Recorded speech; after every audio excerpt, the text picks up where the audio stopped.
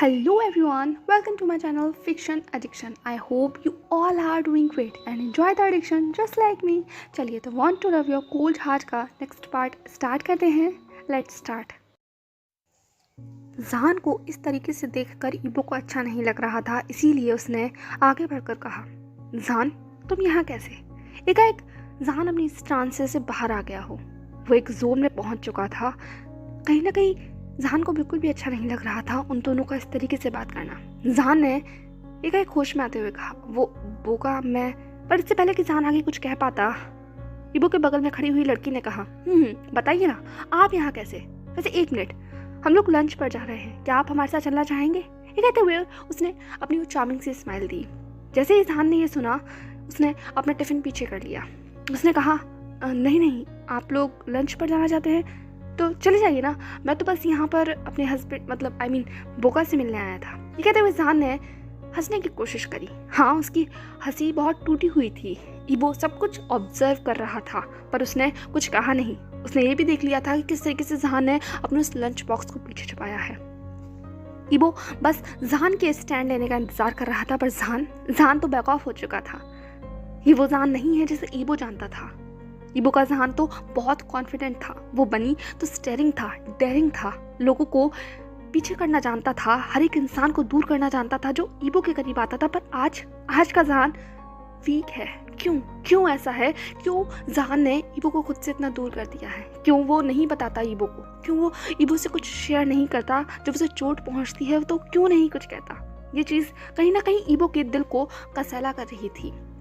इबो ने भी ज़्यादा बात को आगे नहीं बढ़ाया. उसने कहा, John meet my beautiful friend, she is दाम्या. दाम्या ने भी हंसते हुए कहा, हेलो मिसेस जान.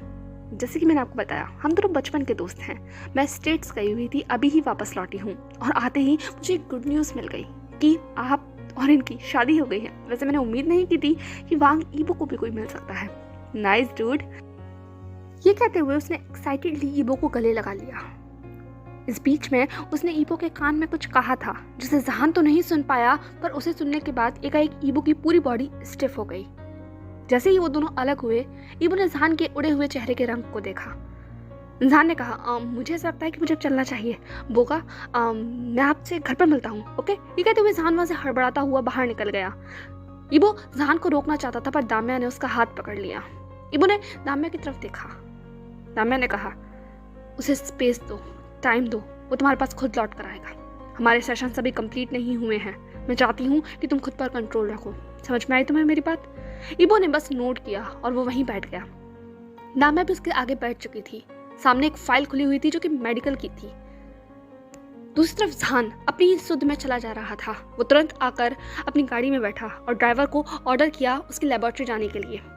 वहाँ जाने के बाद जहान ने सब कुछ वहीं फेंका और लगभग बेसुध सा आकर अपने कैबिन में आकर बैठ चुका था. कैबिन पूरी तरीके से शांत था. जहान कंप्लीटली आइसोलेटेड पर्सन था. जब वो लेबोरेटरी में काम करता था तो किसी भी डिस्टर्बेंस के बिना काम करता था. ये जगह बिल्कुल आइसोलेटेड थी, शहर से बहुत दूर थी.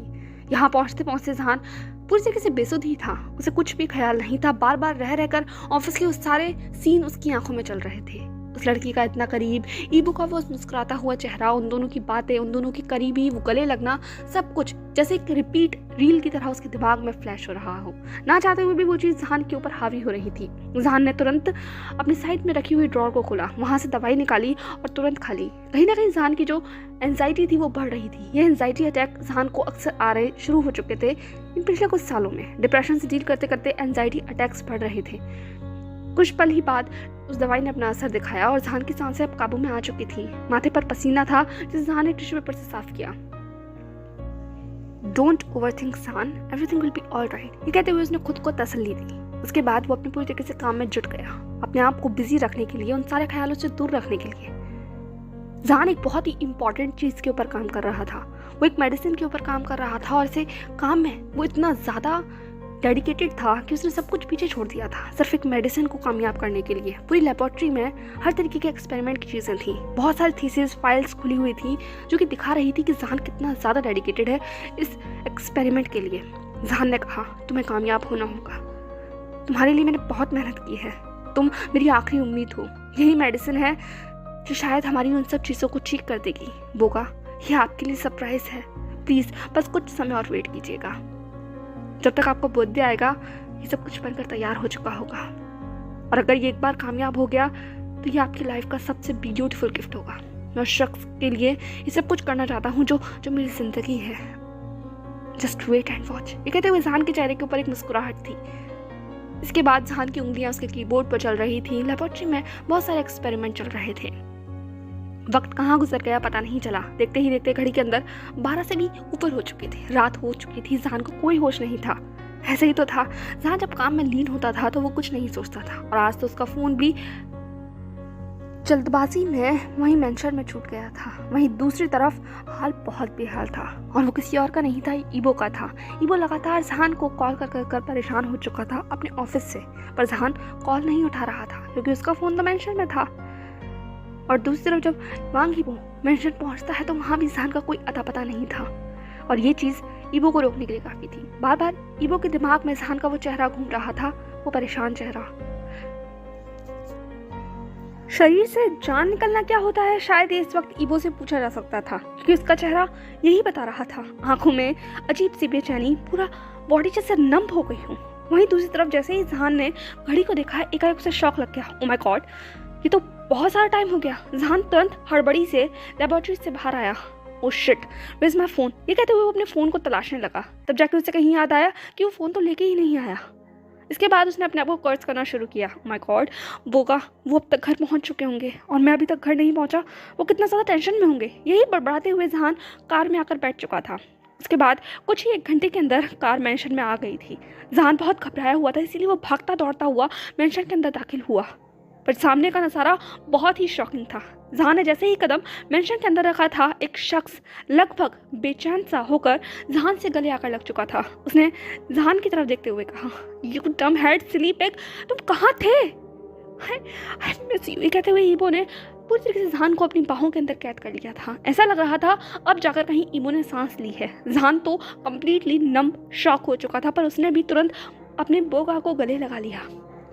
आज इतने दिनों के बाद ईबो को अपने इतना करीब महसूस करना जहान को एक नई लाइफ देने के लिए बराबर था। कुछ ही पल में जहान ने महसूस किया कि उसकी गर्दन पर कुछ अजीब सा ठंडा एहसास है। एक पल में उसने ईबो को खुद से दूर किया और उसकी आंखों में देखा। बोगा रो रहे हैं। उसने तुरंत अपने हाथों से ईबो के आंसू को पोंछते हुए कहा, बोगा क्या हुआ, आप रो क्यों रहे हैं? ईबो ने चिल्लाते हुए कहा, यू तो तुम्हें अंदाजा है, कुछ अंदाजा है, कोई रिस्पॉन्सिबिलिटी है? तुम्हारा फोन कहाँ है? जहान ने थोड़ी सी अपनी अटकती हुई आवाज़ में जवाब दिया, वो एक्चुअली मैं मेंशन में भूल गया था। मैं बहुत जल्दी में था। ईबो ने कहा, सीरियसली? कितना आसान है ना तुम्हारे लिए कहना। तुम्हें पता है मैं कितना ज़्यादा टेंशन में था। मैंने सबको कॉल कर लिया पर किसी को तुम्हारी कोई खबर नहीं थी। तुम्हें पता है मेरे ऊपर क्या बीत रही थी? Do you have any idea? ये कहते हुए ईबो चिल्ला रहा था, पर जहान की आंखों में आंसू थे और चेहरे पर एक अजीब सी मुस्कुराहट। ईबो ने चिल्लाते हुए कहा, यू सिली, तुम हंस रहे हो सीरियसली मुझे हार्ट अटैक देने के बाद? पर इससे पहले कि ईबो कुछ कह पाता, एक अपीलिंग लिप्स उसके ऊपर आकर अपना रास्ता बना चुके थे। जहान ने लगभग ईबो के लिप्स को कैप्चर कर लिया था, उसे क्रश कर दिया था, उन्हें निबल कर रहा था। वो किस बहुत ज़्यादा डेस्परेट था, पैशनेट था। एक पल के लिए तो ईबो फ्रोजन हो चुका था अपनी जगह पर अगले ही कुछ सेकंड में उसने रिस्पॉन्स करना शुरू किया। जैसे ही ईबो ने रिस्पॉन्स किया, जहान ने किस को डीप करना शुरू किया। दोनों उस किस में लगभग डूब गए थे। एक हंगर थी उस किस के अंदर, एक डेस्परेटनेस थी जो इतने सालों की थी, शायद वो बाहर आ रही थी, या एक कुछ पल का इंतजार था जो इन दोनों को इतना करीब ले आया था। जितना ज़्यादा जहान फोर्स लगा रहा था, उतना ही ज़्यादा ईबो जहान को एक्सेस दे रहा था। उन दोनों के ही हाथ उन दोनों के ही बालों में थे, सॉफ्ट हेयर्स के अंदर थे, सांसें बड़ी हुई थी। ऐसा लग रहा था जैसे उन दोनों की ही लाइफ इस किस के ऊपर डिपेंडेंट है। ब्रीथ आउट होने के साथ ही जैसे ही दोनों एक दूसरे से अलग हुए, जहान ने अपनी चढ़ी हुई आवाज़ में कहा, आई एम सॉरी। पर ईबो ने कुछ कहने का मौका ही नहीं दिया। उसने अपने शार्प टीथ को जहान की उस बेयर ब्यूटीफुल डेलिकेट नेक के अंदर लगभग क्रश कर दिया था और उसे बाइट कर लिया था। वो बाइट बहुत ज़्यादा हंग्री था। लगता है ईबो सारे अपने इमोशंस जहान के ऊपर बाहर निकालना चाहता था। जहान ने मौन करते हुए कहा, गा। पर ईबो ने अपने बाइट को पीछे नहीं छोड़ा, बल्कि और बहुत सारे ब्यूटीफुल हेकीज और लगभग पॉपुलिश मार्क्स उसकी उस ब्यूटीफुल नेक के ऊपर देने लगा। ईबो ने जब जहान को कम्प्लीटली सक और लिक कर लिया, तब जाकर उसने कहा, तुम सच में तुम सच में एक दिन मेरी मौत का कारण बनोगे। ये कहते हुए उसने जहान को वहीं छोड़ा और अपने कमरे में भाग गया। ईबो को वहाँ से जाता हुआ देखकर जहान ने चकल करते हुए कहा, बोगा क्या आप एम्बेरस है ये सब कुछ करने के बाद?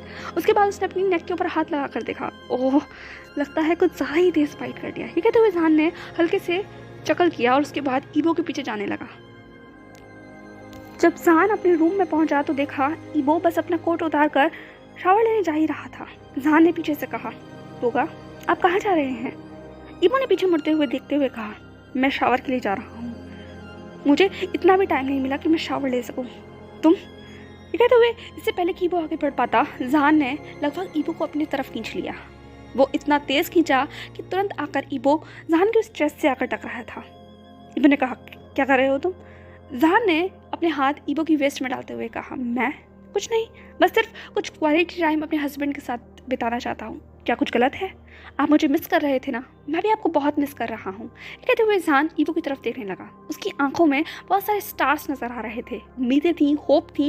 ईबो देख सकता था, कहीं ना कहीं डिजायर्स भी थी, ईबो के अंदर भी थी। ईबो खुद को कंट्रोल करने की कोशिश कर रहा था। उसकी ब्रीथ हैवी हो रही थी। ईबो ने कहा, बहुत टाइम हो चुका है, आई थिंक अब तुम्हें भी रेस्ट कर लेना चाहिए, तुम थक गए थे। पर उसके बाद बताना कि तुम कहाँ गए थे, तुम भी शावर ले लो।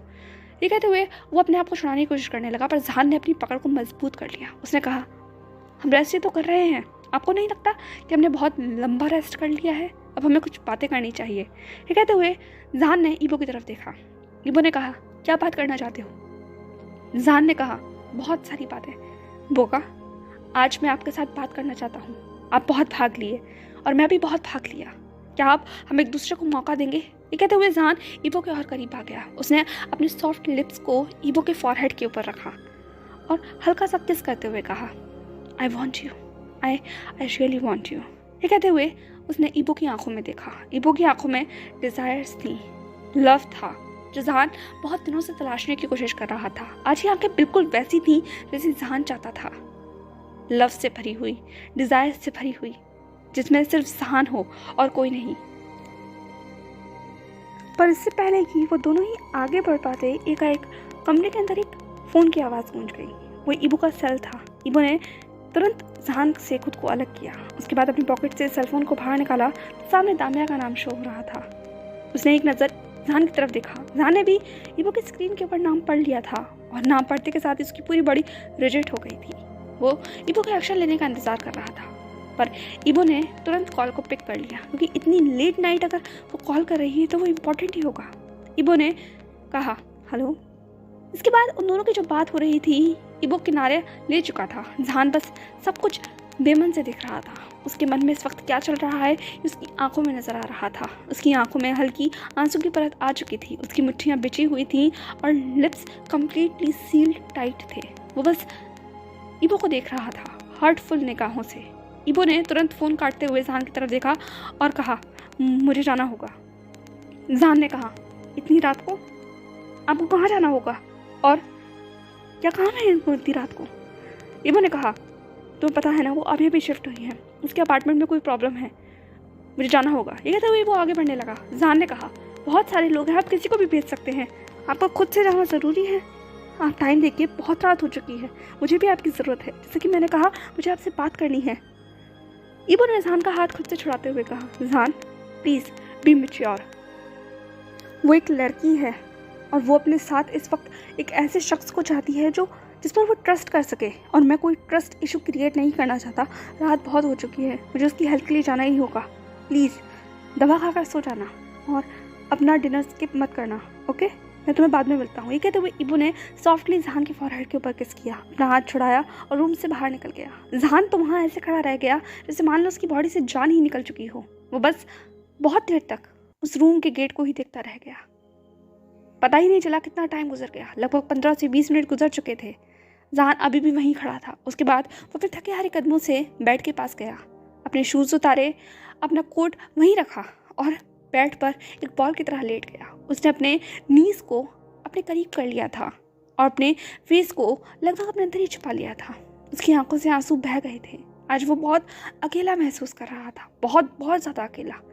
उसके बोका उसे यहाँ ऐसे कैसे छोड़कर जा सकते हैं। बहुत सारे थॉट्स जो खुशी उसके मन में कुछ देर पहले थी, इस रूम में दाखिल होने से पहले वो खुशी जैसे कहीं गायब हो चुकी थी और उसकी जगह एक ऐसे अजीब से डार्कनेस ले ली थी जिससे बाहर निकलना जहान को बहुत मुश्किल लग रहा था। वक्त गुजर गया और एक नई सुबह हो चुकी थी। जहान अपने ख़राब मूड में उठा था। उसे कोई फिक्र नहीं थी कि वो आज कैसा लग रहा है, उसे रेडी होना है या नहीं होना है। वो बस अपने लेज़ी कदमों से रूम से बाहर निकला। अपनी आंखों को मलते हुए वो ड्राइंग रूम में पहुंच चुका था। उसे नाश्ता करना था क्योंकि उसे दवाई लेनी थी। उसका मूड बहुत ज़्यादा ख़राब था और ज़्यादा ख़राब इसलिए हो गया क्योंकि उसने आँख खोलते के साथ ही ईबो को देखने की एक्सपेक्टेशन रखी थी, पर ईबो रूम में नहीं आया था और ये चीज़ उसका मूड और ज़्यादा ख़राब करने के लिए काफ़ी थी। पर एकाएक उसके कदम रुक चुके थे क्योंकि डाइनिंग रूम में जो एटमॉस्फेयर था वो बहुत ही अलग था। एक बेहद ही लजाकेदार अरोमा पूरे हॉल में फैला हुआ था और सामने का नज़ारा जहान का दिल लगभग रोकने के लिए काफ़ी था। इतना ब्यूटीफुल और टेम्पटिंग सीन था। मास्टर शेफ ईबो आज किचन में खड़े हुए थे। जहान को तो बिल्कुल यकीन नहीं हुआ। ईबो और कुकिंग, ये दो ऐसी चीज़ें थीं जो जहान कभी भी एक साथ नहीं रख सकता था। एक बार जब जहान ने कहा था ईबो से कि वो कुछ कुक करे तो ईबो ने लगभग पूरा किचन फायर में तब्दील कर दिया था। पर आज किचन वाकई ही फायर लग रहा था। ईबो का वो ब्लैक एप्रन जो उसकी बॉडी पर बिल्कुल ही फिटेड टाइट था, उसका वो ब्यूटीफुल सीरियस फेस जो बिल्कुल ऐसा लग रहा था जैसे कोई पेंटिंग हो, उसके चलते हुए प्रोफेशनली वो हाथ जो कि फाइनली चॉप कर रहे थे, जहान बस वही रुक गया था। पर जैसे ही ईबो को एहसास हुआ कि उसके अलावा भी यहाँ कोई और है तो उसने हल्के से अपनी आंखों को उठाकर देखा। इस टाइम पर वो टेस्टिंग करने की कोशिश कर रहा था। उसके हाथ में स्पैचुला था, पर जहान को सामने इस तरीके से बेसुध खड़ा हुआ देखकर एकाएक ईबो के चेहरे के ऊपर एक नॉटी सी स्माइल आ गई। उसने जहान की तरफ देखकर स्मिट किया। उसके बाद अपने हाथ में पकड़े हुए उस स्पैचुला को उसने साइड में रखा और अपने धीमे धीमे कदमों से जहान के पास आया। जहान का मुंह हल्का सा खुला हुआ था। ईबो ने जहान का मुंह बंद करते हुए कहा, माय स्वीट बनी, क्या हुआ? तुम तो लगता है अमेज्ड ही हो गए। एकाएक जहान जैसे अपनी स्टांस से वापस आया। उसने कहा, बोगा?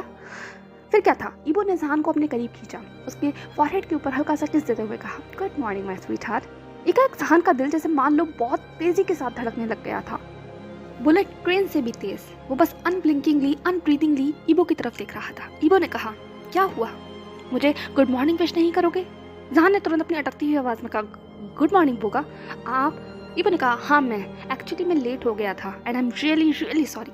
इन सब चीज़ों को दूर करने के लिए मैं तुम्हारे लिए ब्यूटीफुल और टेम्पटिंग ब्रेकफास्ट बना रहा हूँ, तो ब्रेकफास्ट करने चले? ये कहते हुए जहान ने ईबो की तरफ देखा जैसे कि वो उससे पूछना चाहता हो।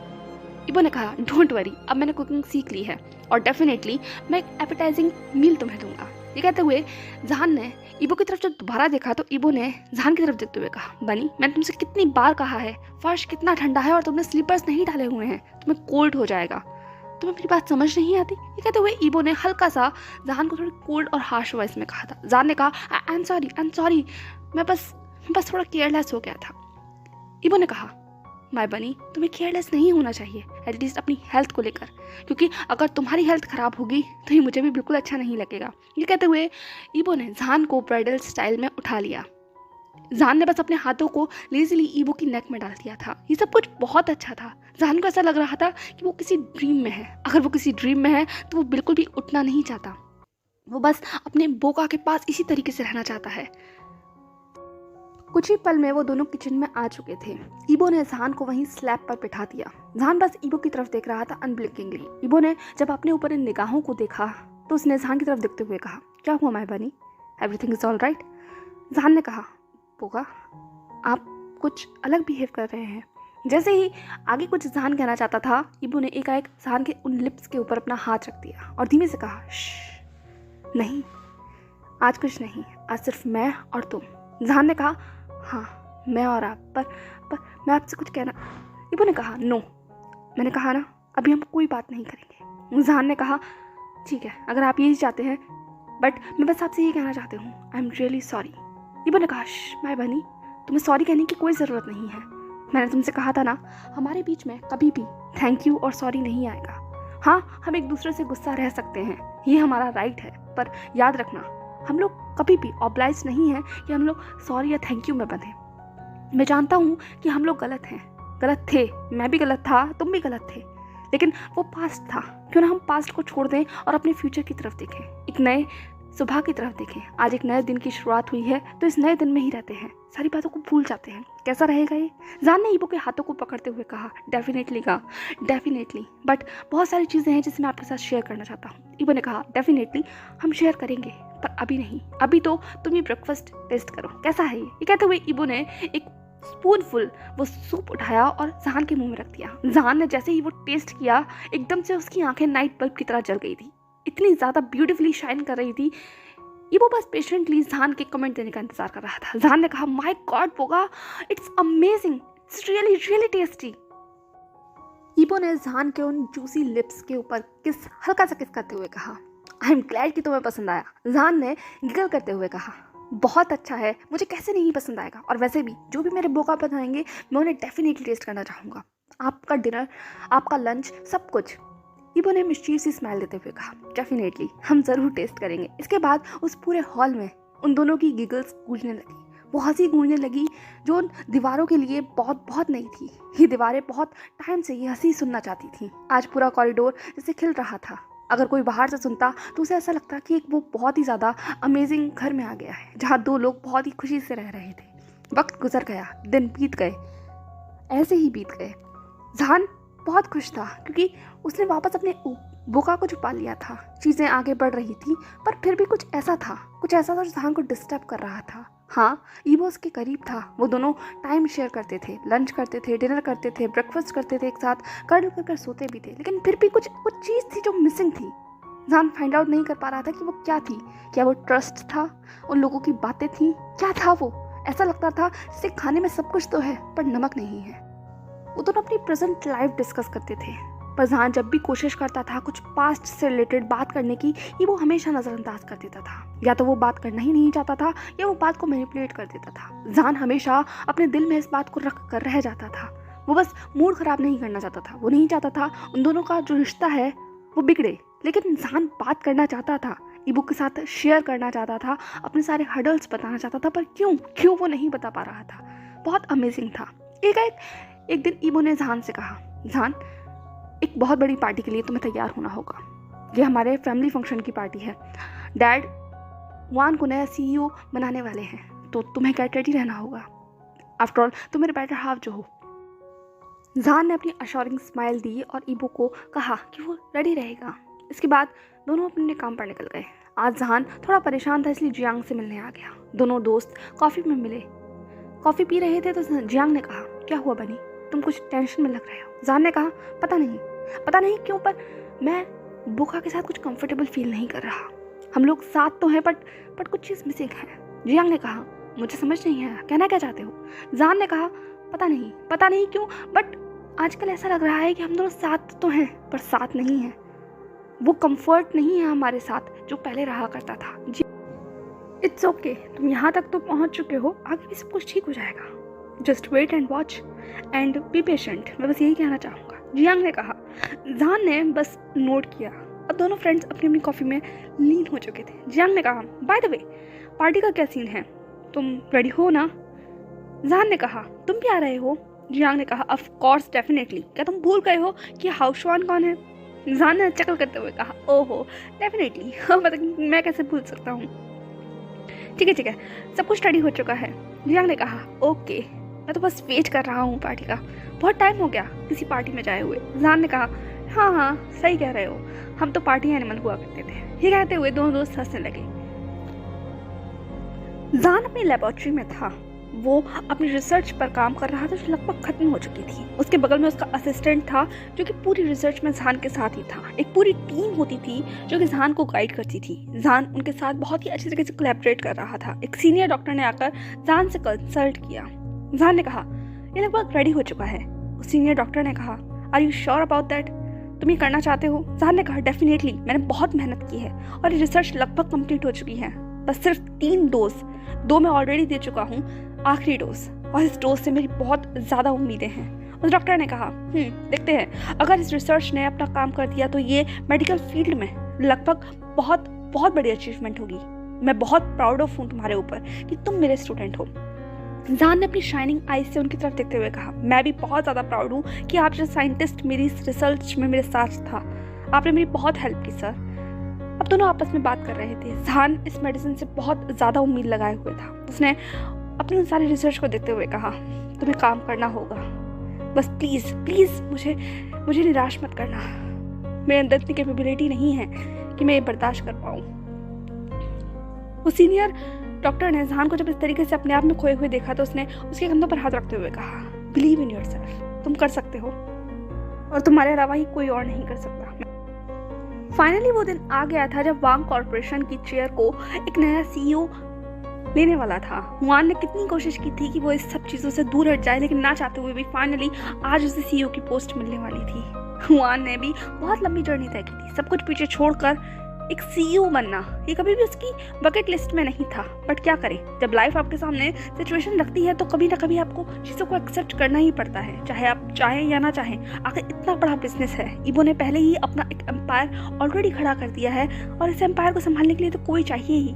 तो उसके डैड ने हुआन को ये जिम्मेदारी दे दी थी। वैसे भी आजकल लैंडन हुआ की तबीयत कुछ ठीक नहीं थी। जहान अपने 3 पीस सूट में बिल्कुल तैयार हो चुका था। वो बहुत ज़्यादा डैशिंग लग रहा था, बस ईबो का वेट कर रहा था पेशेंटली। लेकिन जैसे ही मोबाइल पर एक नोटिफिकेशन आया, जहान के फेस का कलर जैसे लगभग उड़ चुका था, क्योंकि वो ईबो का मैसेज था। उसने कहा था कि वो डायरेक्टली जहान को पार्टी में ज्वाइन करेगा। जहान ने लगभग कर्ज करते हुए कहा, बोगा एटलीस्ट आज तो आपको मुझे अपने साथ ले जाना चाहिए था। ओह गॉड, वैसे ही मैं इस पार्टी में नहीं जाना चाहता और आप ये कहते हुए जहान अपने आप में बड़बड़ाने लगा। पर उसकी ये सारी बातों को ब्रेक मोबाइल की रिंगटोन ने लगा दिया, जिस पर जियांग का नाम फ्लैश हो रहा था। जहान ने लगभग बड़बड़ाते हुए ही फोन उठाया और कहा, बोलो। जियांग ने कहा, ओह क्या हो गया, तुम इतना ज्यादा रूड क्यों साउंड कर रहे हो? जहान ने कहा, कुछ नहीं, बस छोड़ो, तुम बताओ तुमने कॉल क्यों किया है? ओके तो 5 मिनट में रेडी हो जाओ, मैं तुम्हें तुम्हारे घर से पिक कर लूंगा। जहान ने कहा, क्यों, तुम हाउसवान? जियांग ने कहा, छोड़ो से, वो ईबो के साथ आने वाला है, मैं और तुम साथ पार्टी में चलेंगे, ठीक रहेगा ना बनी? जहान ने लगभग खिलखिलाते हुए कहा, अरे वाह, ये तो बहुत अच्छा रहेगा, हम दोनों साथ चलेंगे। जाने तो उन दोनों को, वो दोनों ज्यादा बिजी है ना, तो हम भी किसी से कम नहीं है, हम भी बहुत बिजी हैं। ये कहते हुए जहान ने लगभग स्मृत किया। कुछ देर बाद दोनों अब पार्टी में पहुंच चुके थे। जहान ने कहा, माय गॉड, ये तो बहुत ग्रैंड पार्टी है। जियांग ने कहा, डेफिनेटली, तूने क्या वांग कॉर्पोरेशन को छोटा मोटा समझ रखा है? खैर, बस जल्दी से हाउसवान दिख जाए। ये कहते हुए जियांग इधर उधर देखने लगा। जहान भी बस एक ही शख्स को ढूंढना चाहता था जिसके लिए वो इस पार्टी में आया था, अपने बोगा को, पर ईबो से कहीं नजर नहीं आ रहा था। जहान ने कहा, क्या अभी तक हाउसवान जेड डेल्टा कंपनी के कोई भी लोग यहाँ नहीं आए हैं क्या? मुझे ईबो कहीं भी नजर नहीं आ रहे हैं। जियांग ने कहा, मेरी बात तो हुई थी, उन्होंने कहा था कि वो आ गए हैं। एक जहान रुक गया। जब जियांग ने जहान को इस तरीके से रुकते हुए देखा तो कहा, क्या हुआ? जहान ने कहा, कुछ नहीं, बस मूड खराब हो गया। जैसे ही जियांग ने जहान की निगाहों का पीछा किया, सामने का नजारा उसका भी मूड खराब करने के लिए काफी था। ओह, तो ये वही है जिसके बारे में तुम बता रहे थे? जहान ने लगभग अपने दांत पीसते हुए कहा, हाँ ये वही है, मेरे बोगा की best friend, childhood friend, childhood sweet heart, और न जाने क्या क्या। जियांग ने कहा, माय गॉड जहान, तुम सच में एक जेलस बनी हो। वो उसकी सच में बचपन की दोस्त हो सकती है, जैसे मैं और तुम। जहान ने कहा, ओह प्लीज, मैं और तुमसे क्या मतलब है? जियांग ने कहा, सोचो ईबो को कैसा लगता होगा जब मैं और तुम इस तरीके से रहते होंगे। आज तुम फील हो रहा होगा। एक जहान रुक गया। उसने कहा, क्या तुम भी? जियांग ने कहा, डोंट वरी बनी, मैं ऑफेंडेड नहीं हूँ, बस। जहान ने कहा, छोड़ो। ये कहते हुए जहान आगे बढ़ने लगा। वो तुरंत जाकर ईबो के पास पहुंचा। उसने खींचकर ईबो को अपनी तरफ किया और हल्का सा उसके लिप के ऊपर किस करते हुए कहा, बोगा। ईबो एकदम से स्टंट हो गया था जहान को इस तरीके से देखकर, पर उसके चेहरे के ऊपर एक मुस्कुराहट आ गई। उसने कहा, तुम आ गए? मुझे तो आना ही था, आखिरकार मेरा हस्बैंड जो यहाँ है। ये कहते हुए जहान ने डार्कली सामने खड़ी हुई दामिया की तरफ देखा। दामिया के चेहरे के ऊपर भी एक मिस्चीव सी स्माइल थी। वो भी जहान और ईबो को इस तरीके से साथ में खड़ा हुआ देखकर बस हंस रही थी। जहान ने कहा, nice to meet you. Damiya ने भी कहा, nice to meet you mister. Jahan, तुम कुछ देख ले, यहीं रुको, मुझे वहाँ हुआन के पास जाना है, कुछ इंपॉर्टेंट काम है, तब तक तुम दामिया को कंपनी दो। ये कहते हुए ईबो जहान के फॉरहेड के ऊपर हल्का सा किस देते हुए वहाँ से जा चुका था। जहान ने भी नोट किया था। अब वो दामिया की तरफ देख रहा था। दामिया ने कहा, मैंने एक्सपेक्ट नहीं किया था कि तुम लोगों का रिलेशनशिप इतनी जल्दी सुधर जाएगा। जहान ने एक स्टंट होते हुए कहा, क्या मतलब है आपका? दामिया ने कहा, ओ कम ऑन, मुझे सब कुछ पता है ईबो के बारे में। एक जहान ने कहा, लगता है आपको हमारी पर्सनल लाइफ में कुछ ज्यादा ही इंटरेस्ट है। दामिया ने कहा, डेफिनेटली, आखिरकार वो मेरा बेस्ट फ्रेंड जो है। एक जहान ने कहा, क्या वो सिर्फ आपका बेस्ट फ्रेंड है? अब जाकर दाम्या के चेहरे के जो रंग थे वो कुछ बदले थे, उसके एक्सप्रेशन चेंज हुए थे जो जहान की शार्प निगाहों से बच नहीं सकते थे। एकाएक जहान ने भी अपनी उस डेयरिंग स्माइल को देते हुए कहा, इंटरेस्टिंग, तो अब जाकर कहीं मैं आपका मोटिव समझ पाया हूँ। दाम्या ने कहा कि क्या मतलब है तुम्हारा? वो थोड़ा हेजिटेट हो रही थी, उसकी पकड़ उसके वाइन के ग्लास के ऊपर टाइट हो गई थी। जहान ने उस वाइन के ग्लास को लेते हुए साइड किया और कहा, लुक, एक बात आप बहुत अच्छे से सुन लीजिए, बोगा सिर्फ मेरे हैं, समझ में आया? सिर्फ मेरे और उनके बीच में बेहतर होगा कि आप ना आए। दाम्या ने कहा, ईबो का इंतजार मैंने बहुत टाइम से किया है, स्टेट में मैं सिर्फ उसी के लिए थी। आज मैं काबिल हो चुकी हूँ और मैं यहाँ उसी के लिए आई हूँ, पर मुझे नहीं पता था कि यहाँ आकर मुझे ये सरप्राइज मिलेगा। जहान ने कहा, आई होप आपको ये सरप्राइज पसंद आया होगा। दाम्या ने लगभग अपने दांतों को पीसते हुए कहा, पसंद? मुझे ही पता है कि मैं कैसे खुद को कंट्रोल कर बैठी हूँ। जहान ने अपनी डार्क वॉइस में कहा, तो बेहतर होगा कंट्रोल ही रहिएगा, क्योंकि मैं नहीं चाहता कि मेरे, आपकी और बोगा के बीच में कोई भी गलतफहमी हो। दाम्या ने कहा, मैं ईबो को चाहती हूँ, मैं उसे क्लेम कर रहूंगी और तुम मुझे नहीं रोक सकते। हिम्मत हो तो रोक कर दिखाना, वो मुझ पर तुमसे ज्यादा ट्रस्ट करता है। जहान ने कहा, ठीक है, चैलेंज एक्सेप्टेड। मैं और बोगा उन्हें कोई अलग नहीं कर सकता। बहुत लोगों ने कोशिश की और आज बहुत से लोग अपने मकाम पर पहुंच चुके हैं। समझ में आया आपको? वो दोनों बात कर ही रहे थे कि एक अलग से शख्स की निगाहें जहान के ऊपर थी। कहीं ना कहीं जहान ने जब उन निगाहों को अपने ऊपर महसूस किया और मुड़कर देखा तो सामने जो शख्स खड़ा था वो जहान की पकड़ को मजबूत करने के लिए काफी था। सामने कोई और नहीं बल्कि वेंचाओ खड़ा था, जिसके चेहरे के ऊपर एक इवल सी स्माइल थी। वेंचाओ लगभग अपनी कदमों को बढ़ाता हुआ जहान के पास आया। उसने अपनी उस डार्क वॉइस में कहा, लॉन्ग टाइम नो सी। जहान, कैसे हो? जहान ने अपने दांत पीसते हुए कहा, अब तुम यहाँ क्या कर रहे हो? वेंचाओ ने लगभग चकल करते हुए कहा, मैं तुम्हें नहीं पता आजकल वैन कॉर्पोरेशन कितना ज्यादा बड़ा हो चुका है। मैं यहाँ नहीं होऊंगा तो कौन होगा? डिस्कस्टिंग। ये कहते हुए जहान ने वेंचाओ को साइड किया और वहां से चला गया। वो बहुत ज्यादा गुस्से में था, उसका मूड पहले ही बहुत खराब हो चुका था। ऊपर से दाम्या का जो मोटिव उसे पता चला था, उसका दिमाग और ज्यादा खराब करने के लिए काफी था। पर ये सब चीज कम कहाँ थी कि ऊपर से वेंचाओ का चेहरा आज इतने सालों के बाद जहान का देखकर जो एक पेशेंट लेवल था जहान का, वो लगभग क्रॉस हो चुका था। जहान बियर बार में गया और वहां बैठ गया। उसने एक स्ट्रॉन्ग बियर ऑर्डर की और वो पीने लगा। बहुत समय गुजर गया, अभी तक ईबो लौटा नहीं था, पर जहान की निगाहें ईबो के ऊपर थी। ईबो दाम्या से मिल रहा था, बहुत सारे क्लाइंट से मिल रहा था, यहाँ तक कि दाम्या हर वक्त ईबो के साथ ही थी। वक्त गुजरता गया और जहान का वो बियर का डोज कब रम में चेंज हुआ, रम वोडका में, जहान को खुद भी नहीं पता चला। वो बहुत सारी ड्रिंक कर चुका था, लगभग नशे में हो ही चुका था। जहान की बर्दाश्त सब पूरी तरीके से बाहर हो गई। तब वो वहां से उठा और चलते चलते वॉशरूम में पहुंच चुका था। ईबो जहान को देख रहा था, उसकी निगाहें थी, वो भी जाना चाहता था, पर ये सब चीजों के बीच में वो घिरा हुआ था। ईबो को पता था कि जहान को कभी भी ये बिजनेस मीटिंग्स पसंद नहीं आती थी और लोगों के साथ उठना बैठना जो बिजनेसमैन हो वो जहान की कप ऑफ टी नहीं था। इसीलिए ईबो जहान को परेशान नहीं करना चाहता था और वो सबको डील कर जल्दी से जल्दी जहान के पास वापस लौटना चाहता था। पर चीज़ें रियली में उसकी रीच से बाहर थी। वो अपनी पूरी कोशिश कर रहा था, पर एकाएक जैसे ही ईबो का ध्यान हटा, जहान अपनी जगह से जा चुका था। वहीं दूसरी तरफ जब जहान वॉशरूम में पहुंचा तो वो बस बेसिन में खड़ा होकर अपने चेहरे को धोना चाहता था। जो नशा उसके ऊपर था वो उसे उतारना चाहता था। उसे कुछ अच्छा नहीं लग रहा था, इसीलिए उसने टैप को ओपन किया और अपने चेहरे के ऊपर ठंडे पानी को डालने लगा। पर एकाएक उसे एहसास हुआ जैसे वॉशरूम में इसके अलावा कोई और भी है। जब गेट बंद होने की आवाज़ आई, जहान ने तुरंत पीछे मुड़कर देखा तो सामने वो शख्स था जिसे वो बिल्कुल नहीं देखना चाहता था। वो और कोई नहीं बल्कि वेंचाओ था। जहान ने अपनी डार्क और कोल्ड वॉइस में कहा, तुम यहाँ क्या कर रहे हो? वेंचाओ ने कहा, कुछ नहीं, बस कुछ हिसाब थे जिन्हें पूरा करना था। तुम मेरे साथ ऐसा कैसे कर सकते हो? ये कहते हुए वेंचाओ आगे बढ़ने लगा। जहान ने कहा, वहीं रुक जाओ, यहाँ आने की कोशिश मत करना। वेंचाओ ने कहा, क्यों? आखिरकार तुम मेरे ही तो हो, तुम्हारी हिम्मत कैसे हुई वहाँ ईबो के साथ जाने की? जहान ने कहा, क्या बकवास कर रहे हो, यहाँ से चले जाओ, मैं अभी बिल्कुल मूड में नहीं हूँ तुमसे दिमाग मारने के। वेंचाओ ने कहा, नो बेबी, आज कोई किसी से दिमाग नहीं मारेगा, सिर्फ मैं और तुम। ये कहते हुए जैसे ही वेंचाओ ने जहान को अपने तरफ खींचा, जहान एक झटके में वेंचाओ के पास पहुंच गया। जहान की बॉडी वीक तो थी ही, ऊपर से नशा उसके सर पर चढ़ा हुआ था। वो ठीक महसूस नहीं कर रहा था, इसीलिए वो वेंचाओ की उस स्ट्रॉन्ग होल्ड से बाहर नहीं निकल पा रहा था। जहान देख सकता था कि वेंचाओ की आंखों में आज भी वही लस्ट है, पर ये आंखें बहुत ज़्यादा डार्क हैं। ऐसी डार्क आंखें जो सिर्फ नुकसान पहुंचाना जानती हैं।